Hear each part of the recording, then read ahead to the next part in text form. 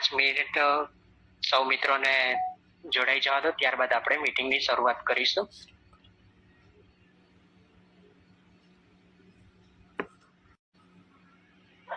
જય શ્રી કૃષ્ણ ભાઈ. હું દેવાંશી અજયભાઈ સાકલા, નાગપુરથી આવું. સાંકરા એટલે કચ્છમાં ગામ કયું દેવાંશી? નખત્રાણા. ઓ અપડિયા. ભાઈ તમારા ગામના છે? અમારા ગામના જ નીકળ્યા હે?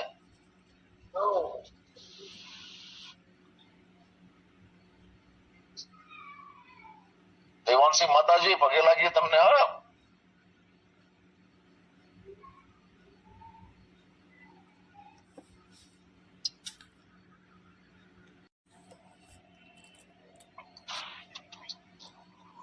જય શ્રી લક્ષ્મીનારાયણ સર્વેને. અવાજ આવ્યો.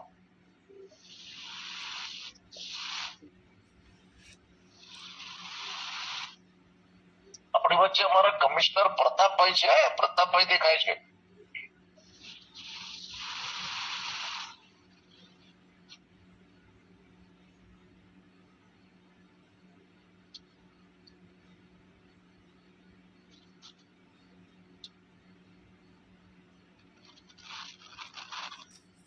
મહેન્દ્રભાઈ સેંગાણી. જય લક્ષ્મીનારાયણ. જય લક્ષ્મીનારાયણ.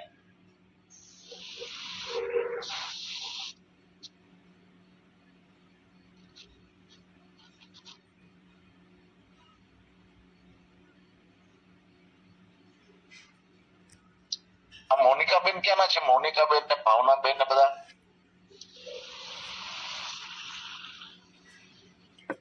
જય લક્ષ્મીનારાયણ ભાઈ, હું મોનિકા રામાણી, અમરાવતી, નવીનભાઈના ગામના. અમરાવતીના છે. ગ્રેટ. કચ્છમાં બેન રામાણી નખત્રાણા જ આવે આમ તો. હા, નારણપર રોહા. નારણપર ગામના નખત્રાણા થઈ ગયા. હા હા ભાઈ, આ પંકજભાઈ આપણા સન્માનીય પ્રેસિડેન્ટની બેન છે. પંકજભાઈ રામાણી નથી, પંકજભાઈ હર્ષદ રામાણી. પરસિયાની બેન છે. રામાણી ભાઈ કેમ થાય? અચ્છા અચ્છા. હર્ષુખ રામાણી નારણપર ને ભાઈ પંકજ નો ભાગીદાર ભાઈ જ છે. પંકજની રિયલ સિસ્ટર છે. પંકજભાઈની રિયલ સિસ્ટર અને હર્ષુખભાઈ ને મેં ભાઈ કર્યા છે. Okay okay.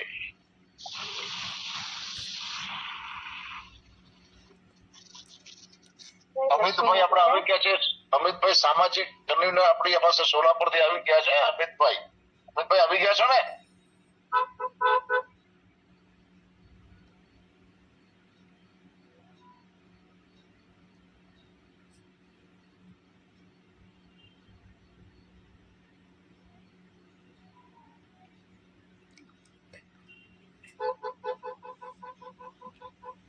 મને લાગે આપણે શરૂઆત કરી ન દેવી જોઈએ નિયમ અનુસાર. તમારા પુનિતાબેન આવે. પુનિતાબેન ગૌરાંગભાઈ, આપનો હવે માઇક મ્યુટ કરશો તો અમે મીટિંગની શરૂઆત કરીએ.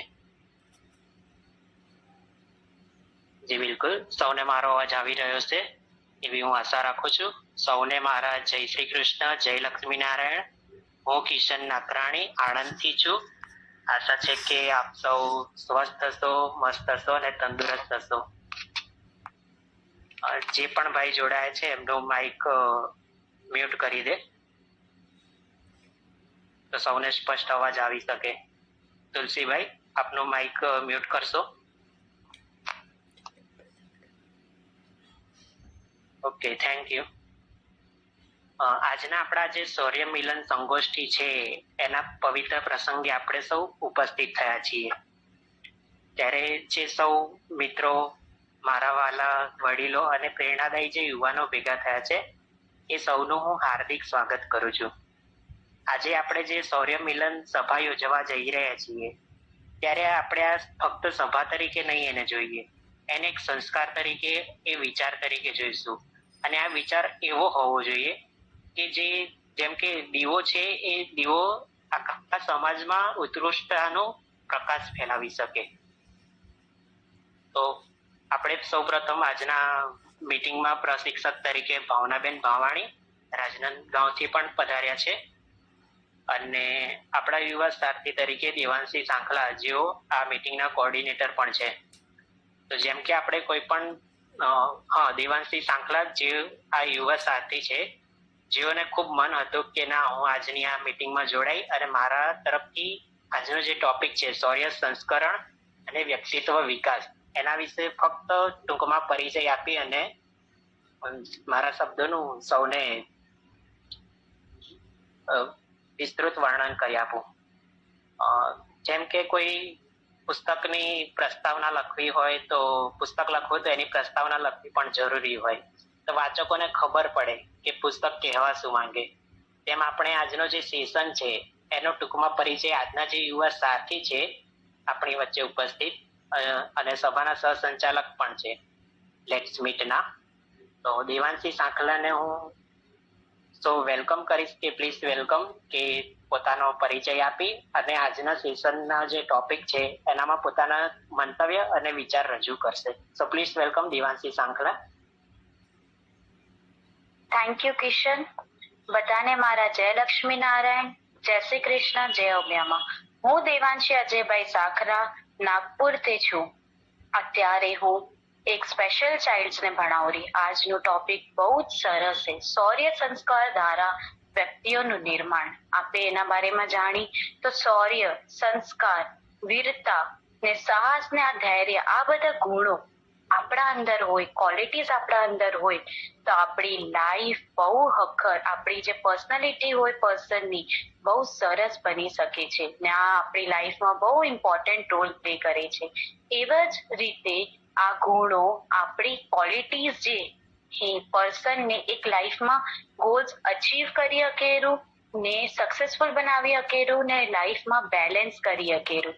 ને જેમ આપણે શૌર્ય યા સંસ્કારની વાત કરી તો શૌર્ય એક કોમ્બિનેશન જે એક સાહસનો ને ધૈર્યનો, જેનાથી જે પર્સનમાં, જેમ આપણે જ બતાવીએ આપણામાં સ્ટ્રેન્થ ડિફરન્ટ છે, સેમ કે આપણી લાઈફમાં બહુ બધી ડિફિકલ્ટીઝ આવતી હોય, સિચ્યુએશન્સ આવતા હોય ડિફરન્ટ, એને આપણે ટેકલ કરીને, ઓબ્સ્ટ્રેકલ્સને ટેકલ કરીને એક લેવલ પર પહોંચી શકીએ. એના પછી જે સંસ્કાર એક જાગૃતતા, એક જિમ્મેદારી આપણા નામમાં હોવી ખપે, જેનાથી એક આકર્ષક ને સકારાત્મક આપણે બનાવી શકે.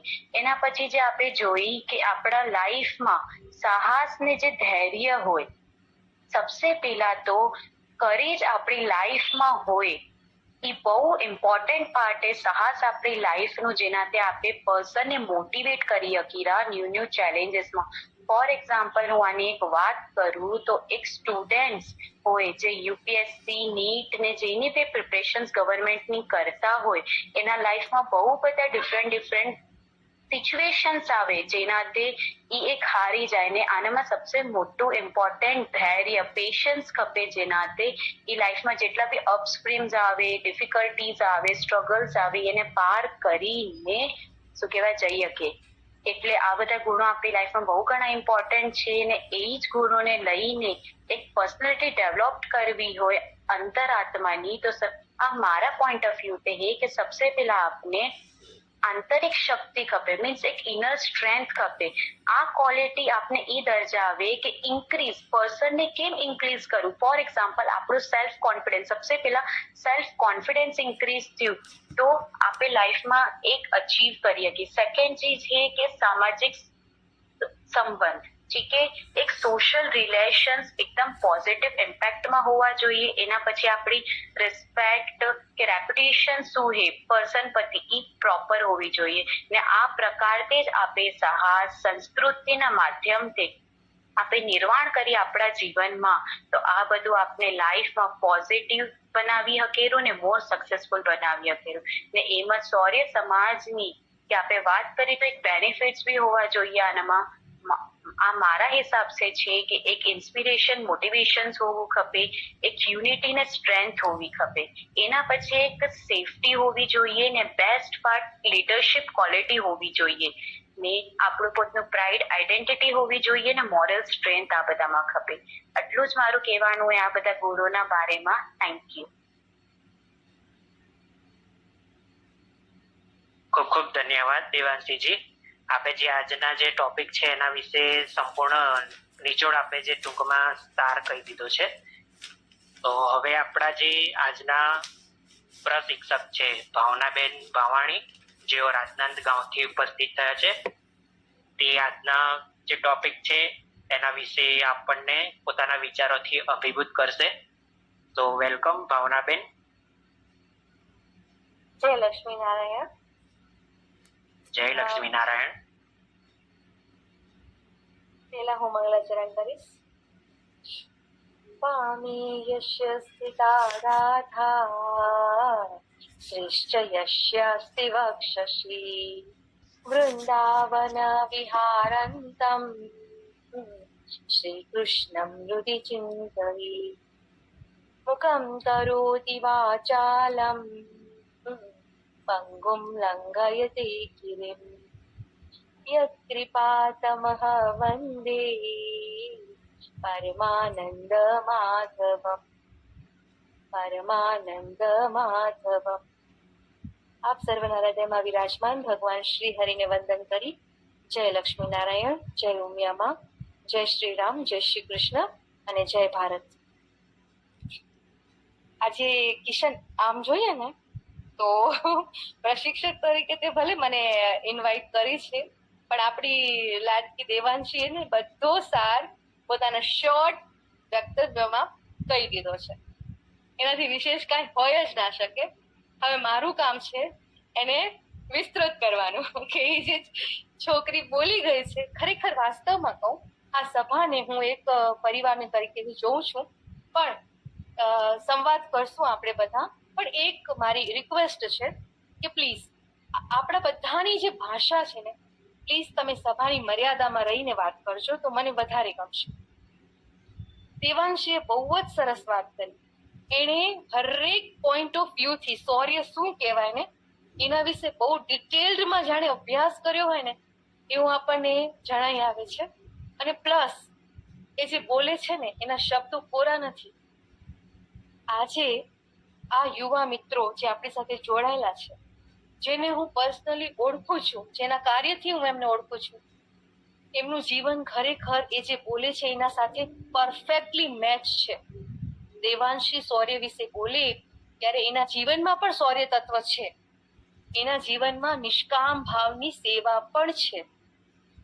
આજે કિશનના શબ્દો પણ કોરા નથી.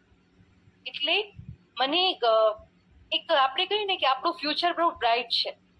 અત્યારે આપણી જે સમિતિઓ છે એમાં જે વ્યક્તિઓ સેવા આપી રહ્યા છે, અનફોર્ચ્યુનેટલી હું એમને ઓળખતી નથી એટલે એના વિશે કોઈ ટિપ્પણી ન કરી શકું.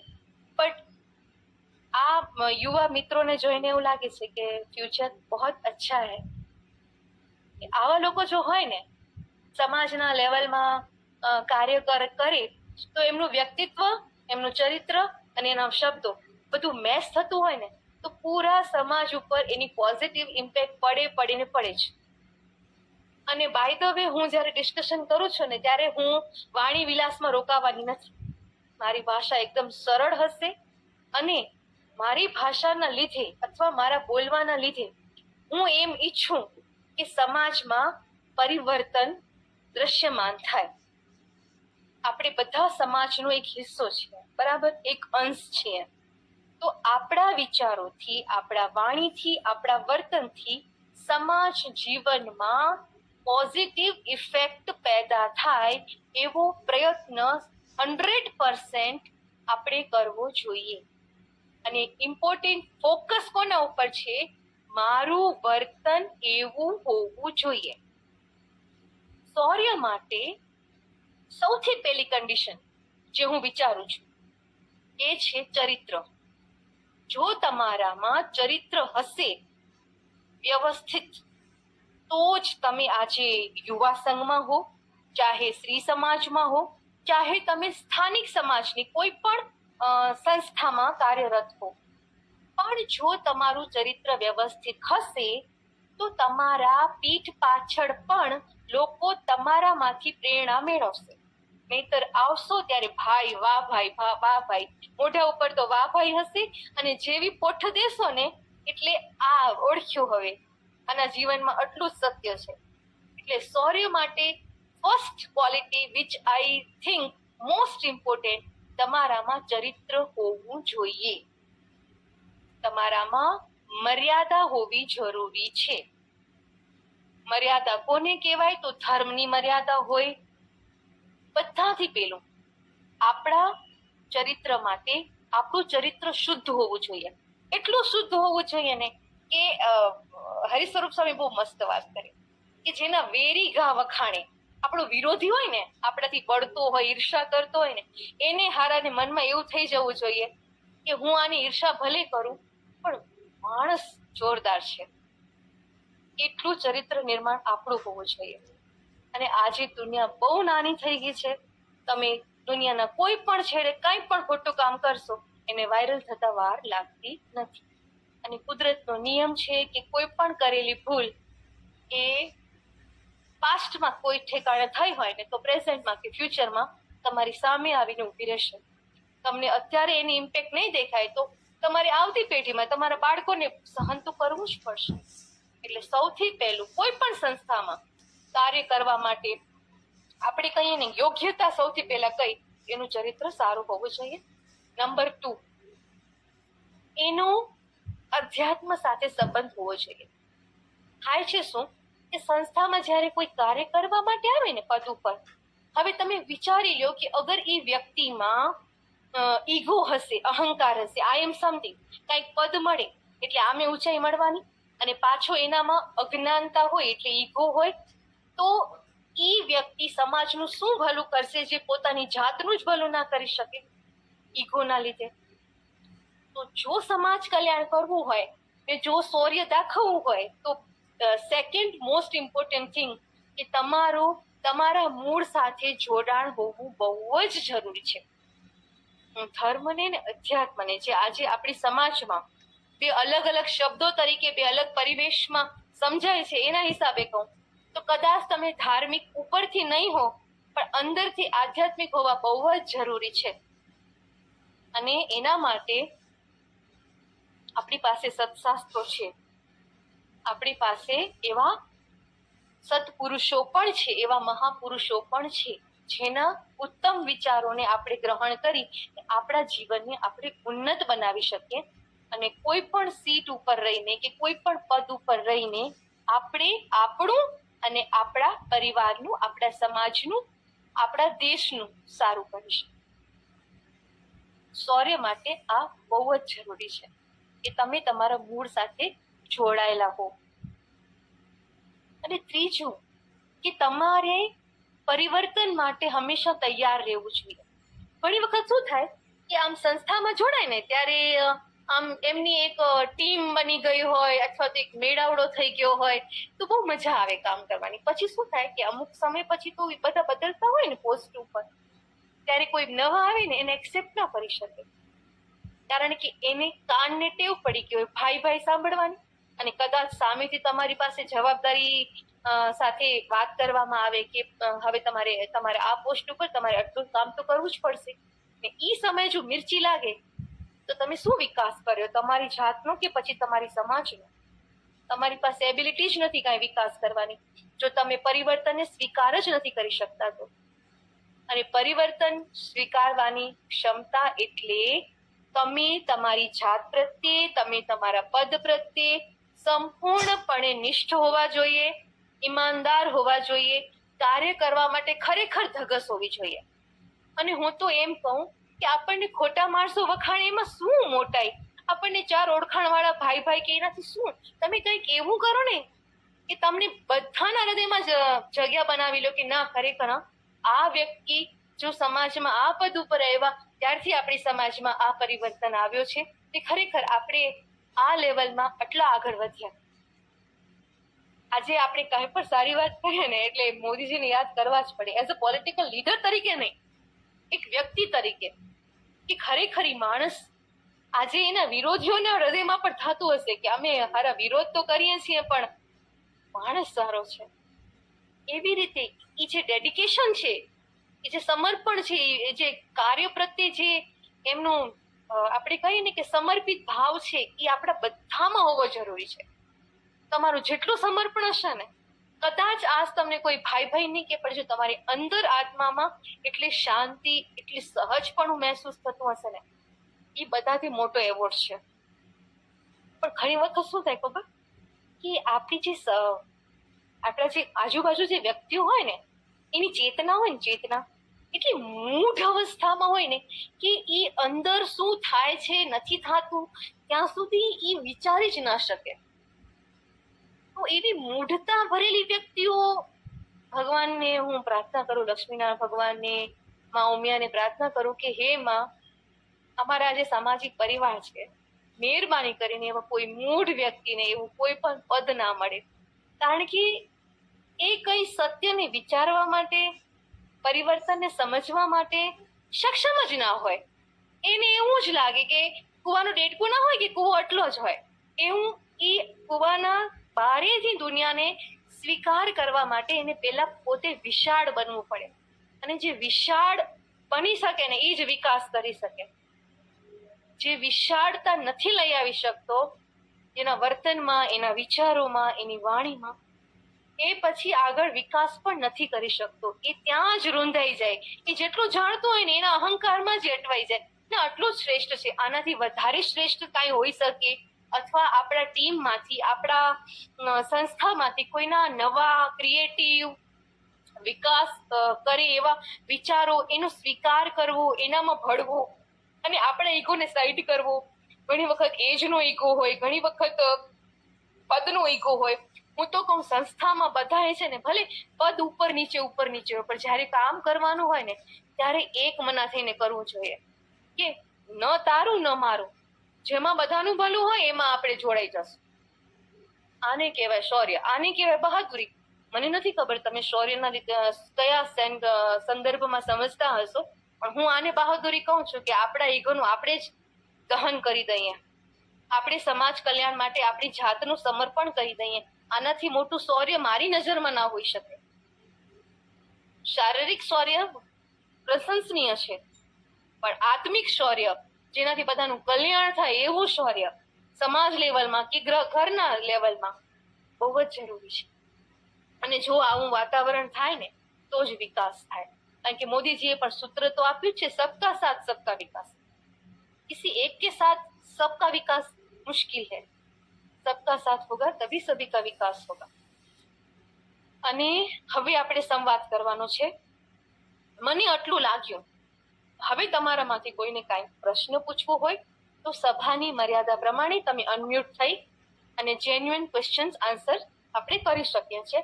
હું એવું કોઈ આપણે કહીએ ને કે એવું નથી કહી શકતી કે મને બધું જ ખબર છે, પણ આપણે ચર્ચા કરીએ તો ઘણી વખત મંથનમાંથી અમૃત નીકળે, હે ને. આપણી પોઝિટિવિટી સાથે હવે ચર્ચા કરવાની છે. તો હવે તમારામાંથી કોઈને કાંઈ પોતાના વિચારો શેર કરવા હોય, અને મારી રિક્વેસ્ટ છે કે પ્રશંસા પ્લીઝ કોઈ કરજો જ નહીં, જેવું છે પણ નહીં, પણ તમે તમારું યોગદાન કંઈક સમાજના લેવલે કંઈક સારી વાત કહેવા માંગતા હો, તમારા વિચાર રજૂ કરવા માંગતા હો, અથવા મારી વાતોમાં તમને કાંઈ સમજાયું કે ઓછું સમજાયું હોય તો પણ તમે પ્રશ્ન કરી શકો છો. અસ્તુ. જય લક્ષ્મીનારાયણ. ખૂબ ખૂબ આભાર, ધન્યવાદ ભાવનાબેન. આપે જે આપના વિચારોથી અભિભૂત કર્યા અમને, ખરેખરમાં ઘણું બધું જાણવા મળ્યું, શીખવા મળ્યું. અને ખરેખરમાં આપના જેવા જે વિચારો હોય જો દરેક માણસોમાં આવી જાય ને, તો કદાચ સમાજનું અહોભાગ્ય કહેવાય કે તમે હા અમારી સાથે ભેટો થયો છે ભાવનાબેનનો.